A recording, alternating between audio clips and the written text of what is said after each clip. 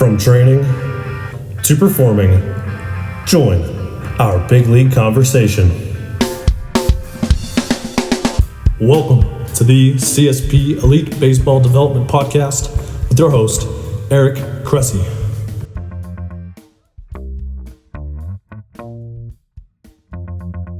Welcome back to the CSP Elite Baseball Development Podcast. I'm your host, Eric Cressey, and this is episode 23. We've got an awesome show for you today. We're going to dig really deep into the concepts of pitching mechanics as they relate to arm stretch, as well as looking at both acute and chronic workload management. Before we get to it, though, I want to quickly remind you that this week is the end of the early bird discount on our fall seminar at CSP Massachusetts. This year, we've got a day-and-a-half long event that starts on Saturday, September 21st, and then runs all day on Sunday, September 22nd. We're going to dig into everything from the programming approach to strength and conditioning into business development work, more corrective exercise stuff, as well as the psychology of coaching. We've got basically folks from our staff contributing, as well as a guest speaker, and Jonathan Goodman, who will talk a lot about online training. So we're going to cover some really great topics, and we'd love to have you there.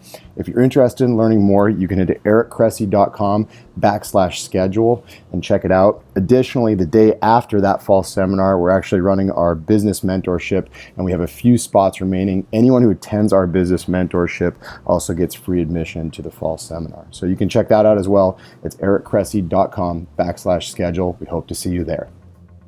Today's guest is the Vice President of Biomechanics and Innovation at Modus Global. He completed his bachelor's degree in biomedical engineering and mathematics at the Milwaukee School of Engineering, and then went on to pursue a PhD in biomedical electronics at Marquette University while working for the Milwaukee Brewers Motion Capture Lab. During his graduate studies, he completed a fellowship in research at the American Sports Medicine Institute's Motion Capture Lab. He departed his graduate studies early to join Modus as their first employee in 2012, and he leads the technology team to design IMU hardware, sensor-based biomechanics algorithms, and software projection systems for human workload management. Please welcome to the show, Ben Hansen. Welcome to the show, Ben. Hey, Eric. Thanks for having me. This is going to be a lot of fun because I get to nerd out and learn a lot on these ones as well. So, I think maybe the best place to start, obviously, we introduced folks to your bio and give me a little feel for where you are right now. But I think it'd be really helpful to hear it in your words. Give us a little feel for your background, how you linked up with Modus, and then kind of the nature and direction of where the company was and where it is now. Yeah, definitely. So, traditionally, I'm trained as a biomedical engineer in my undergrad degree. I went to the Milwaukee School of Engineering and also played Division III baseball as a pitcher at MSOE and dealt with a ton of injuries to both my elbow and my shoulder. And always had a question of, why does injuries happen? And at the time, it was really, we think it's mechanics. And using my kind of engineering mindset, I've sought ways to try to answer that. Had been introduced to Dr. Glenn Fleissig, who then also referred me to the Milwaukee Brewers Biomechanics Lab, which is just down the road from MSOE. And I linked up with a guy, Dr. Jason Long, and he's really been my mentor for the years. And he ran the Brewers Biomechanics Lab. Mm-hmm. And for kind of your background of the listeners, that's one of the longest standing labs in professional baseball. Yeah. And was just an awesome opportunity to learn about biomechanics, about motion capture. Ended up catapulting me into my PhD work at Marquette University, although I'd end up dropping out of that to join Modus. But while I was doing my PhD, I also had an opportunity to take a summer off and go work with Dr. Fleissig at ASMI. And, if you want to start developing some of the best research, you really got to learn from the best. And Dr. Fleissig has been kind of the grandfather of biomechanics, for lack of a better word. Mm-hmm. But it was at that time when I met Joe Nolan and Keith Robinson, who had just started Modus. And their goal was to take this concept of biomechanics and bring it to the masses. And at that point, we decided to drop out of school on my graduate program and leave the Brewers. And we opened up a lab down at IMG Academy and started developing product ideas. So over the years, we've always been at that kind of helm of a lab and testing a pitcher, a batter, even golfers, and trying to personalize training based on an assessment. But when teams came to us, they asked for ways to get this kind of data, but in game. And that's right around the time when wearables was starting to get hot. So this is back in 2012, 2013. And we made the decision to start developing hardware, particularly IMUs, which are inertial measurement units that have gyroscopes and accelerometers in them. And what we ended up doing is housing that in a compression sleeve. So that sleeve, the Modus throw that you guys know of it as now, it measures the peak torque on the elbow, specifically the valgus torque on a pitcher's elbow as they do any kind of throwing activity. And what we quickly found out was this is not a tool to do an assessment. This is a tool to capture workload. And so, yeah, where we started out was trying to do those assessment type things, but we learned that there's so much more powerful measures and insights we can bring to athletes and coaches if we turn this into a workload management play rather than just an assessment play. Absolutely. But yeah, that's a quick background and kind of where we've been and are going. Well, and so I'm interested because when I saw Will Carroll, he actually came out to a talk I did in Indianapolis, and we were sitting at a Chipotle having lunch, and he commented on how you guys have gone from like an acute stress model to more of a workload management stuff, and obviously you see some of like the great work like Brian Condra did at Tarleton State before he went up with the Rangers, and what was the impetus for making the switch from saying here's what you look like in this bullpen to here's what you look like over the next 6 to 12 months? Yeah, well, again, it was that long story. I guess we get into many reasons why, but at the heart of it, teams, even the Brewers lab, for instance, there was this goal of binning players into risk categories based on a one-time measure of elbow torque or shoulder torque, and that's just not accurate. Just seeing that data, there is no relationship in those databases, and in fact, research and peer-reviewed research has shown that there is no relationship between torque or kinetics and injured and non-injured groups. ASMI has done a lot of work there, looking at 50 Tommy John players and 50 healthy players, no differences in any torque value. Mike Reinhold did a similar study with the sleeve. Again, found no differences in torque between the injured group and non-injured group, although that was with a weighted ball study. And even Tony Laughlin, who used to work for us, he did another study on players with slap tears, like no differences in torques between these two groups. And so I think that alone was enough reason to stop emphasizing this measure of torque. There's been a huge misunderstanding, even from the MLBPA to teams and the people at the highest level. They think the measure of torque is predictive of injury when it couldn't be further from the case. Absolutely. I think that maybe even speaks to like my initial, experiences with the sleeve, where I was just stunned at how much even variability we saw throw to throw, even with like our highest level throwers, that you would see them jump all over the place. Is that one of the reasons as well? Like where, hey, we can look at this chronically, but maybe within a bullpen, like you're going to see a surprising amount of variability, or were there other maybe rationales for it? Yeah. So you're getting at like inter-thrower reliability or measures like that. So MLB just came out with a study. They actually funded a study to look at the reliability of the Modus sensor data and also the variability of torque between pitchers. And they found that generally velocity is pretty constant, but torque can be much more variable. They quantified it with correlation values. So like torque, for instance, is like 92% consistent, whereas velocity was 90% consistent, but torque could be like 70% consistent, meaning that torque can vary by activity. And we can go into details of exactly what that means, but what it boils down to is we need to start managing workload. We can't apply a blanketed program to someone and assume that the torque and the stress on the elbow is going to be the same.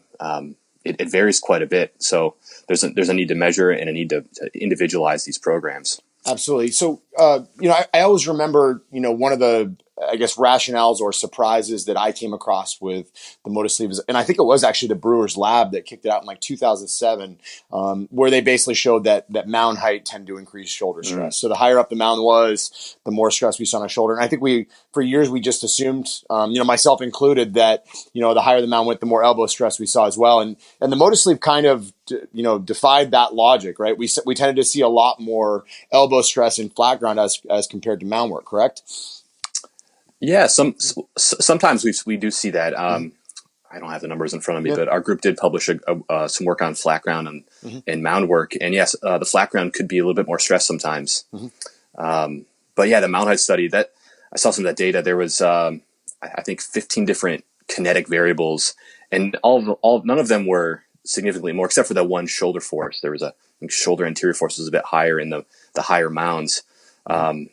But yeah, I mean, the great thing about technology, though, it allows you to measure these things on an individual basis and not have to use a blanketed rule, except for these, decisions of changing a mount height, which I think, research is great for. Yeah. What surprised you the most, in your time at Modus, and even before? Like, where have you had a scenario where you had like that sacred cow in your mind, and then you came across something that totally blew you away? Yeah, no, I mean, for years I'd always been trying to understand injury risk based on mechanics. Like, oh, this guy's gonna blow out. He's a herky jerky. He's an inverted W. Like, there was always that belief. And for me, I remember a conversation I had with Rod Whitley, and this was maybe 3 or 4 years ago now, when he told me about the acute to chronic ratio. And it was probably just like a Eureka moment for me when I just was like, wow, this makes so much sense. He was showing me this measure, the acute to chronic ratio, for, I think, handball players. And he showed, early in the season when chronic loads are low and you're untrained and not very fit, and you build acute stress, or you're doing more work on a weekly basis, this ratio is elevated, and when that ratio is above a certain threshold, they observed increased risk of injury. And then they found that when the players were shut down, there was a dip in chronic load, and they tried to bring them back, and that AC ratio would be elevated again, and there'd be another injury, and it became this kind of just chasing a return with basically not being set up for success. But I remember that conversation and just being like, that is there's something there with baseball. Spring training, we see a surge in injuries around April. Minor leagues is even worse in March and May as well. A bit different schedules, but that's a time when they're building up acute loads. We have to push ourselves in those periods. That's why we follow, a return to throw program. Typically a big leaguer will come back and they'll have a 3-inning start, and then a 4, and then a 5-inning start. Like, there's a progression for a reason. We know that we need to train our bodies to withstand load.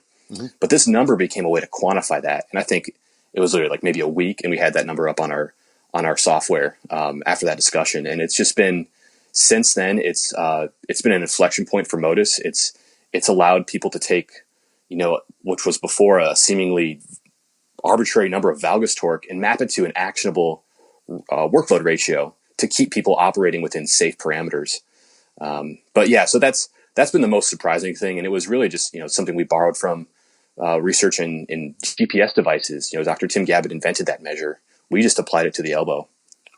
Yeah, absolutely. And I think what's really kind of intriguing too, so like the best example I can give you is we can take, our bullpen arms among our big league guys who go out and make, 75, 80 appearances plus, the appearances you don't know about, the dry humps, so they may be off a mound with full intent 100 to 110 times a season in a really poorly managed dynamic. Those guys, they might wind up with 65 or 70 innings on the year. They're 10 times more beat up than a starting pitcher on the minor league side who goes 150 innings. It's, even though the workload period is longer, just that is a massive difference. So it's gotten us away from, this concept of just managing innings. You know what I mean? So I guess, that's my question is, I think the answer we both know is it's always going to be, it depends. And what I love, John Berardi was a previous guest who said the answer has to be, it depends on what. You have to be able to say what it is. What are the other factors that we're taking into this when we're actually speaking to like workload? Is it a discussion of previous injury history? Is it a discussion of, not just the stress on the individual pitches? Is it mound versus pregame throwing? Like where are you seeing all these variables come together when we kind of create this injury prediction casserole? Yeah. Well, on the throwing side, I mean, we're lucky because a pitcher's workload is primarily composed of what they do when they throw. Now, there's obviously other moderators that have been shown to be significant predictors of these acute chronic loads. One is strength. So players who are stronger can tolerate higher ratios. Other is response to training load. And I had some amazing conversations with Brett Pexa on this, who just published a dissertation on recovery profiles in pitchers. And, they found that some pitchers have a severe decline in mobility right after they pitch. And it takes them 4 or 5 days to recover that range of motion or reduce the inflammation. And other pitchers can recover quicker in 2-3 days. So that response to training load, whether it's through mobility or different strength tests, I think is another way to moderate these injury risk models. But again, back to pitching, I mean, we measure a lot of what a pitcher does because, again, their primary motion is throwing. So typically a pitcher will wear a modus throw in everything they do. That's their off days when they're just doing like 45 light throws. They'll do it on their work days when they're doing bullpens and long toss, and even game days with pregame warmups and in-game throws. Typically workload has only been measured as, you mentioned, innings or pitch counts. But I mean, there's a ton of research out there that shows that's just not even close to what a pitcher does. I think Jason Zaremski published that pitchers only make about 40% of their throws, 60% of their throws in game. 40% come from the warm up. Yeah. Tim Uhl showed that tracking all throws throughout a season, that only 10% of all throws in the week come from in-game throws. I mean, there's just so much unaccounted work when it comes to throwing that is just not accounted for. And so first thing is first, the sleeve will just capture all of that throwing workload. But there certainly are other variables to include, like I mentioned, strength, range of motion, and that response to training load. Yeah. Have you seen that? And I mean, I know for us it has been. I think it's also a coaching tool. You know what I mean? If you just made a great point, is that 90% of those throws are not coming in live game action. Is the motor sleeve also a reminder just to be more aggressive with your footwork, taking pride in every single throw that you make in catch play, long toss, all that different stuff, because they're all summing up to this collective stress equation. Every throw counts. If you're going to, oftentimes people waste throws. So it becomes more about managing the bullets you have left. Yep. So if you're doing 60 to 70 long toss throws before your pregame bullpen, which consists of 50 or 60 pregame bullpen throws, I mean, you don't have much work left over for in-game throwing before you're entering a fatigued state. Absolutely. On game day, it informs decisions. Midweek, we often find that even at the professional level, chronic loads, the reaction is to pull back when someone's sore definitely, but the reaction is generally to pull back and manage workloads rather than to push someone forward and build more fitness. So oftentimes we're trying to add throws midweek, whether it's long toss to build fitness, and then on game days we're trying to remove throws to preserve what we have left for pitching in the game. Yeah. One of the things I'm curious about, actually, and I think you could probably speak to it in kind of like an acute workload model, is, in Major League Baseball, the time off has gone from 15 to 10 days with the transition to the IL of 10 days. And, some teams use this as a roster manipulation tool, but I think it also just makes some people more bold with actually DLing somebody when hey, it's not potentially 3 starts for a starting pitcher. It might only be 2 if we have an off day in there and we do it retroactive and all that. And I think what I'm seeing, at least initially, we're a year and a half into this, is a lot of times it's just like, we need to get this bullpen arm 3 days off. And then they, in many cases, can throw them right back in the fire really quickly. Do you see that as like a big risk factor when you see a guy who's had a crazy workload where he's thrown, 3 in a row or, 6 out of 8, and then he takes those 5 days off and they bring him back really, really quickly? Or do you think that that's something that's an acceptable, kind of approach? Mm-hmm. Yeah, that's a good one. I haven't done the numbers on that. I've looked at I do a lot of simulation work where we'll calculate what the chronic load is of a pitcher, and we'll look at their AC ratio and then say, all right, if he does X, Y, or Z, this is what will happen. Generally, I'm looking at things on like the scale of weeks. Yeah. When you specifically drop, 3 days rest, I mean, there's so many things that could change. I would say the chronic load may drop, 5 to 10%. You'd be able to come back and do some amount of work, but it's going to be a little bit less capacity. I think rest is great. I mean, you need to rest to recover. Your muscles need to become rehydrated. You need to flush out hydrogen ions. You need to regain strength. And that's typically using the AC ratio maps up pretty well with those physiological recovery rates. Yeah. There's another type of fatigue that sets in. That's more on the scale of like minutes and hours. Mike Sohn does a lot of work there with measuring fatigue units. And that's actually something we're going to be launching in our app. So it basically tries to model the consumption of ATP in a muscle cell, where every pitch consumes some amount of energy, and then it takes on a scale of 1 to 2 minutes to recover that energy. But if you're pitching back-to-back pitches, that energy that just accumulates, and then it takes time to recover there. But as you expose those muscles to fatigue, I mean, just like any type of training, it typically takes days to recover from that type of stress. Yeah. I mean, think about lifting. Like, I mean, Mm-hmm. well, how do you periodize your strength training with guys? I mean, there's got to be some sort of like early recovery baked in on early in the season, but later in the season when they've trained themselves, they're probably able to recover a lot quicker.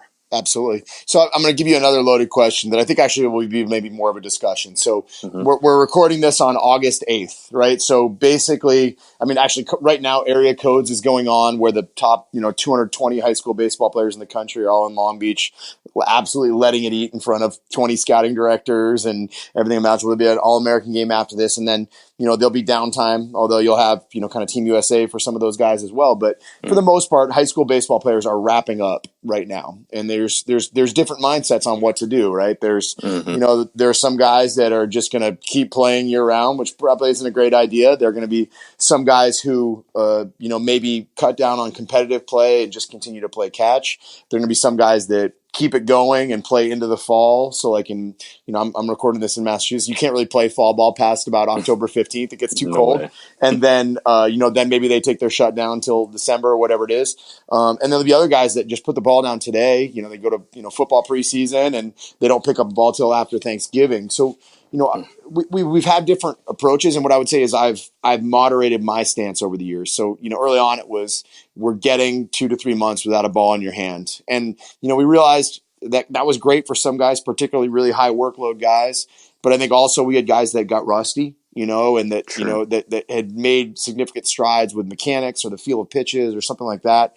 And the learning curve coming back on was, maybe a little bit more involved. So it's like Max Scherzer's one of our guys. Max throws year round, and people mistake what he does. They think he's throwing bullpens in November. Like, no, he's not. He's playing catch. Like, I've seen him take a tennis ball and just throw it like 25 times against our med ball while like throwing the ball for the dogs, like just to keep it moving lightly. DeGrom talked about that as a big part of his success, going into his Cy Young year. So there's certainly guys that keep playing catch but don't ramp up. And my rationale has always been, one of the reasons why we do get the ball out of our hands is to build on some of the stuff you just said is, it's the running joke is it's hard to change the tire on a car that's still moving, right? So we want to get cuff strength back. We want to improve scapular control. We want to, reestablish some of those range of motion loss that may have accumulated over the course of the season. And we know, when you don't use those ligaments, they regain some passive stiffness. Just like if you don't keep playing basketball, your ankles, you're going to get some of that good passive stiffness back. So, maybe we're losing some of that external rotation pitchers gain over the course of a season, and maybe some of that valgus give at an elbow, but maybe that's a beneficial path that we need to cycle through. And this is a super loaded question, and the answer is it depends. But where do you stand on the shutdown, keep it going in the context of chronic workload? And by all means, like if you need to define it based on the population, like 12 versus 16 versus 20-year-olds, have at it. Yeah, no, that's awesome. I mean, I think this area is probably the next biggest area that we're going to get more performance gains out of people understanding what to do in the off season. Even from injury risk prevention to, making performance gains, what is going on there? Mm-hmm. So I guess I'll back up and start with the numbers that exist today in literature. This is primarily from ASMI's 10-year baseball study. They followed youth baseball pitchers for 10 years and have really good hard outcomes on what happened to them. Mm-hmm. So 2 things. They found that pitchers that threw more than 8 months out of the year were like 5 times more likely to be hurt. Mm-hmm. Pitchers who did more than 100 innings per year were 3.5 times more likely to get hurt. Mm-hmm. But pitchers who threw while fatigued were 36 times higher risk of injury. So the way I look at it is, sure, is there something there to this kind of throwing year round that we may need to recover from? Maybe. There's some evidence that suggests we might need some rest. Mm-hmm. But it's a lot more evidence, a lot more powerful evidence that shows throwing while fatigued is the number 1 risk factor for getting hurt. Mm-hmm. And so now I look at, okay, let's put this in the context of a showcase circuit. Yeah, you show up to a perfect game, area codes, whatever. More than likely, this is your 9th or 10th month of throwing out of the year, right? It's in October, November, September. You're past that 8-month period, but you're throwing competitively. Now, are you training on your team? Probably not. You might be doing something with your coach. You might be throwing with some teammates, but more than likely, you're probably not on an organized regiment like you were in the spring and summer. So what does that tell me? That means your chronic loads are low, and you're going into these tournaments underprepared. You're going to go throw a huge bolus of 1 day load. You're going to have a pregame warm up routine with your long toss, your bullpen, and then you're going to go make how many throws in a game or in a showcase setting at max effort. There's going to be an elevated acute to chronic ratio unless you're prepared and you're doing a very strict throwing regimen, or you have a coach that's monitoring your workloads. There's plenty out there that can do that. But more than likely than not, you're going to be underprepared. We've seen it with a lot of data here in the Tampa area. We even see come January, chronic loads can still be pretty low. So do you shut down for that period? I almost say no. I think you should keep throwing and maintain a level of fitness. The evidence shows the number one risk factor is throwing while fatigued. If you're showing up to a showcase and you're going to push yourself to fatigue, that's going to be a bigger risk factor than throwing an extra month or two out of the year. In the college setting, it's a bit different. I think there's other challenges there. Summer ball, it's tough to say. Even when I played summer ball, like I feel like my schedules were more erratic. I didn't have a consistent throwing schedule. Obviously wasn't a very good baseball player, so maybe the Cape League has a better program. But coming into fall, you do get into scheduled practices. You're throwing a lot. And then what happens around October, November, we shut them down for a very short period. Yeah. Maybe 4 to 6 weeks. Sometimes I've seen colleges do 2 weeks. Yeah. Like, what are you doing with 2 weeks? You're not going to be gaining much back. No doubt. That's one of my biggest frustrations. It's the ramp up shutdown. Like, I'd rather just have the continuity. Definitely. If you shut someone down completely for a month, I can show you the math. It takes about 120 days to build up a decent chronic workload that allows you to pitch in game for spring ball. That's 120 days. So if you're shutting someone down just for the sake of shutting them down, you might want to think about what it's going to take to build them back up. And that's all I would really say is, be aware of that buildup. And if you're doing something, if you're being smart about that, you're going to make good progress. Yeah. Here's a way to build on that. And before we talk about maybe the pro side, if you could remake the college baseball calendar right now, how would you do it in the context of college work? I know how I would do it. We've even talked about this a little bit, but I'm curious to get your take. I've never thought about it, but fall ball just sucks. You have to have fall ball right now because you have to try people out and make your rosters. But it's just so pointless. Like, you're not competing. Yep. You're just pushing the arms. So I would like it if fall ball started and then there's tryouts and you competed over the winter. That'd be great. But obviously it doesn't work in the northern states. Yep. So I don't know. Have them start in spring and compete through summer. I don't know. That's what do you think? I actually, it's funny. So it was back in probably 2012-ish. It was when Tyler Beatty graduated high school and headed to Vanderbilt. So Derek Johnson, who's now the Cincinnati Reds, and I were talking. At the time, he was still at Vanderbilt. We were kind of talking about, and Chris Ham, who's Vanderbilt's at the time athletic trainer and now also their strength and conditioning coach. We were kind of just discussing this, and one of the things that was interesting about that discussion was, just this idea of, guys get back to campus and maybe they're a little banged up. We wish we had some time to put them back together before we had to really start getting after and do that stuff. And, DJ was one of the best. I mean, he would have guys that came in, throwing 88 to 91 and they'd roll back in like January after a crazy fall where he'd push them really hard and they'd roll in being 94, 95. So it was a consistent thing over and over again. And so we had this idea of, I proposed to him like, hey, it'd be interesting if we could just get that time, with an earlier shutdown during summer ball where, guys basically have that 8 to 10 week block between like late July and, late September, early October to get themselves right. And then you do a later ramp up, that effectively gives you continuity going into the spring, right? So instead of, pushing hard and then calming it down and then having to ramp right back up, could you do that? And what was funny is, the following year, I believe it was the year they actually replaced the turf at Hawkins Field in Nashville. So they actually had to do exactly that. And I remember talking to Chris Ham. He was like, it was amazing. Like we had our freshmen on campus early, to get them sorted out as normal. But we also, had a chance for our guys to come back and spend a month really, getting guys moving the way we wanted to and building a foundation. Then they go out and win a national championship. They basically just push fall back, a month.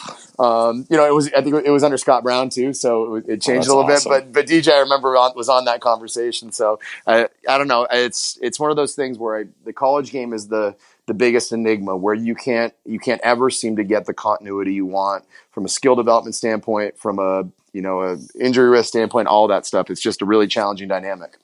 Yeah. Well, and you got the academic pressure and the challenges there. I mean, you have finals week, you have breaks. Yeah.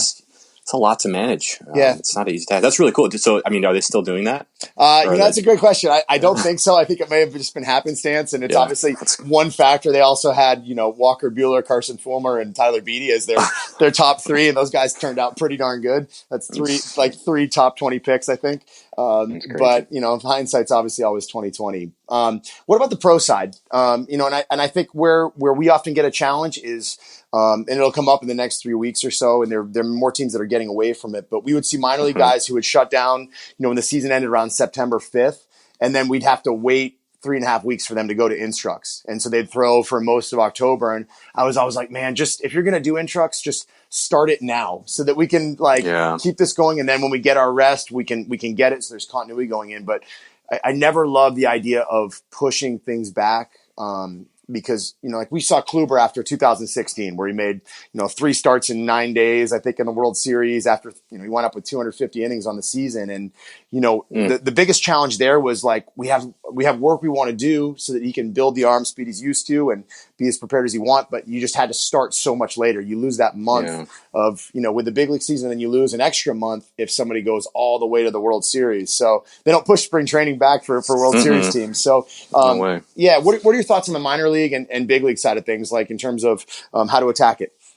Yeah, so we'll have to catch up again in November, because we have a few teams coming on this fall to do some really heavy monitoring and projections, and it's around instructs. It's around that exact case. Starting mid-September, how do you build someone up? And it's going to be difficult, because it's what's the point there? If you're going to shut them down again, but that's going to be a challenge. The other things that I know about so far on the minor league side are spring training, obviously building up, but then breaking for camp.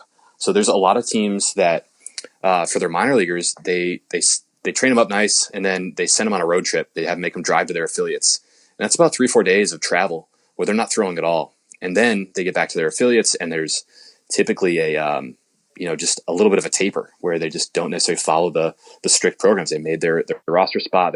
They maybe get a little lackadaisical, and we see a decline in chronic load right around that period. And then what do you see right after that? A spike in injuries.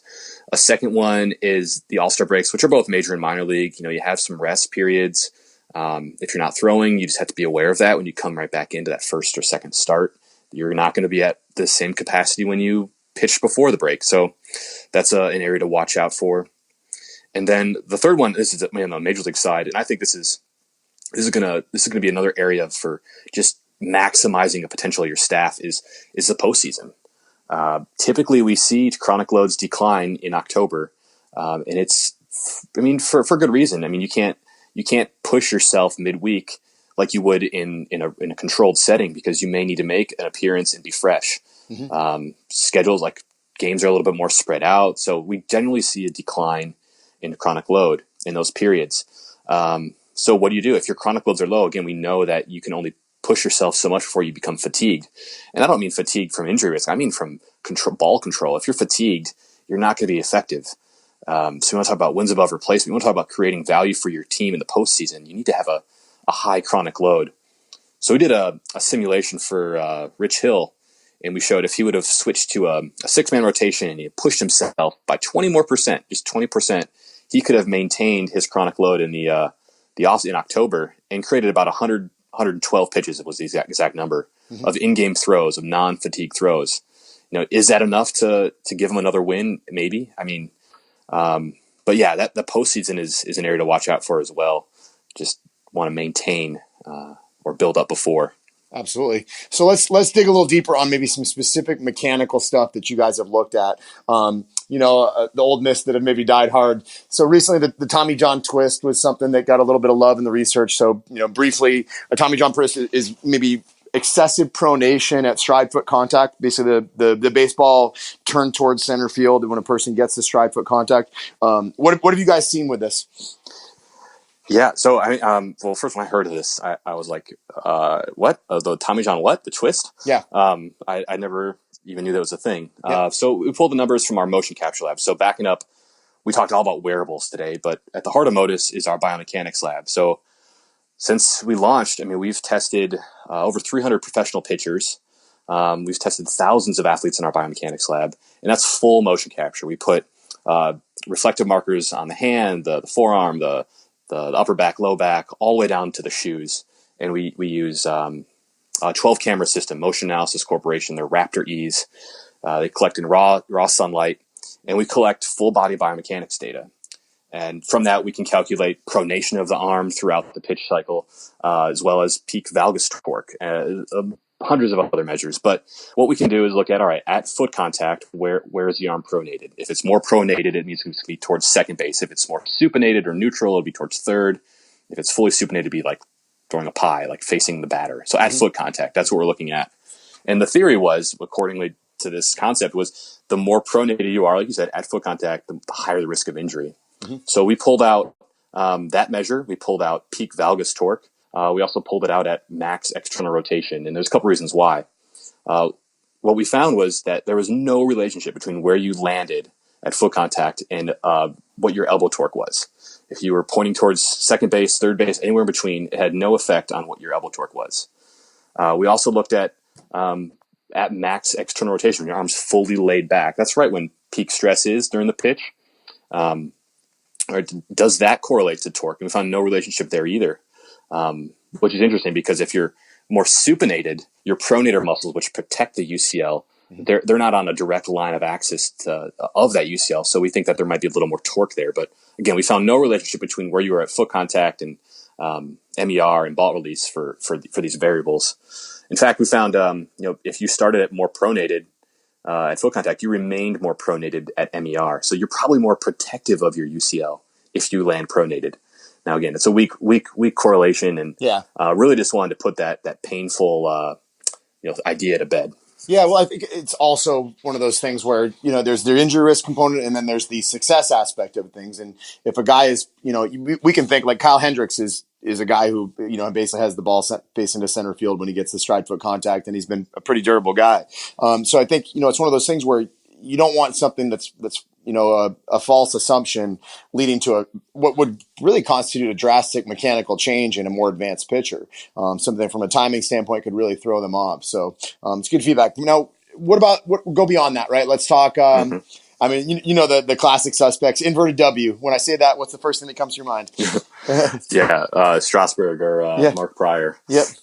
Actually, Mark Pryor, interesting. So, inverted W, obviously having low internal rotation at foot contact, so that the forearm pointing towards the ground. Everyone thought that's why he got hurt. If you actually went back and look at his pitch counts in the postseason, he had huge exposures to acute to chronic ratios throughout that postseason. And I don't think it was his inning limits. I think he might have been exposed to fatigue. But other pitchers, they think that where you land at foot contact correlates to injury risk. Again, another myth. Just nothing's been correlated to elbow torque or hard outcomes.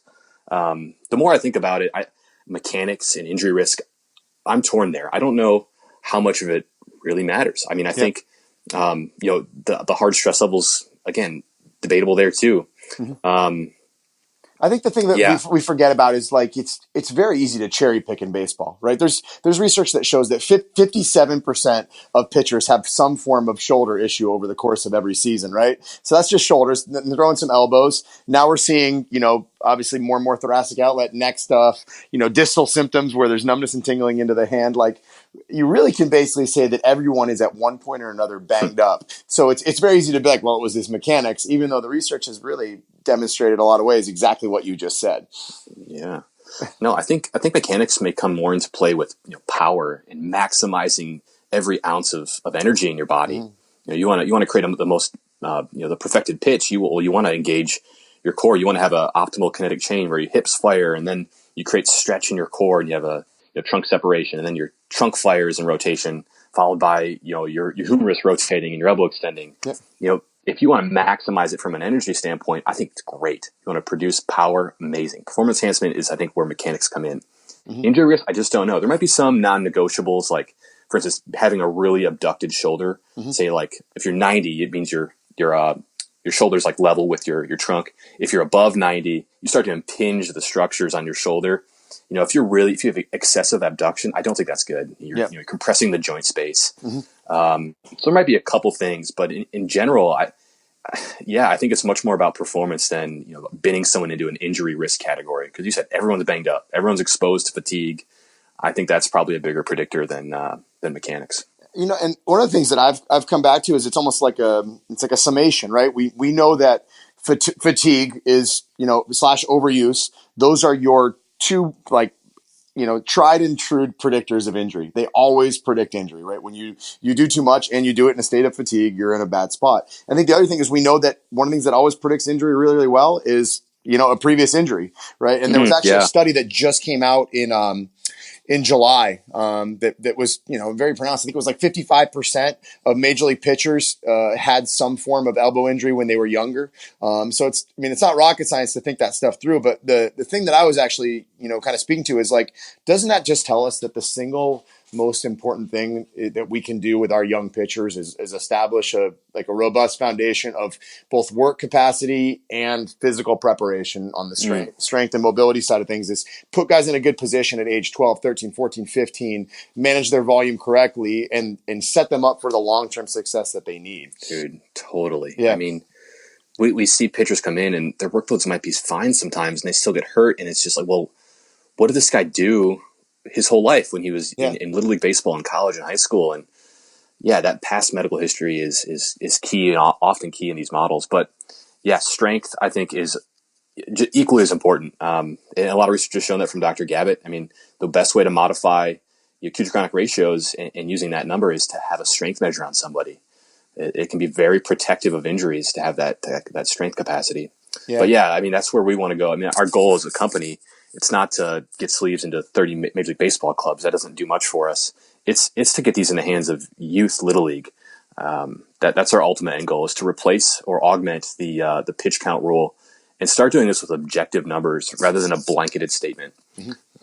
And that study I was just mentioning, it's called Professional and Amateur Pitchers' Perspective on the Ulnar Collateral Ligament Injury Risk. It just came out not too long ago, but one of the best quotes from the results, only 45% of pitchers thought that UCL injuries are avoidable in Major League Baseball.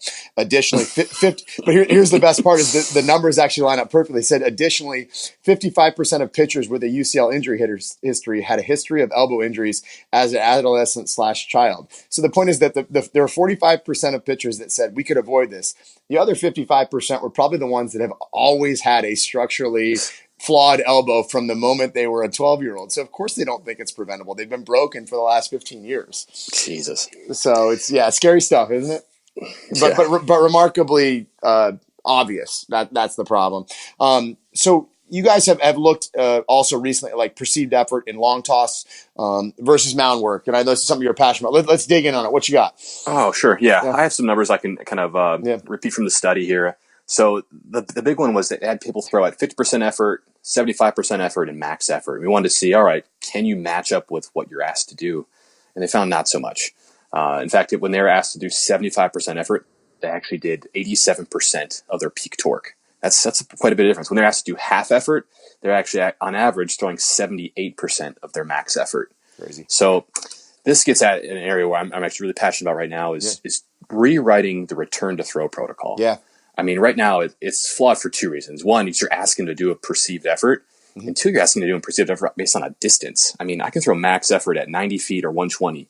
Distance does not necessarily mean torque. Mm-hmm. Now, I think there's good ways you can go, like, to be effective, you can let distance, dictate what your torque is and influence it. But we need to get a bit more specific. And if you're not measuring it, that torque value, as this paper shows, I mean, you're really just guessing. They're not going to do the reduced amount of effort that you're asking them to do. They're going to do much more, and it's going to be variable.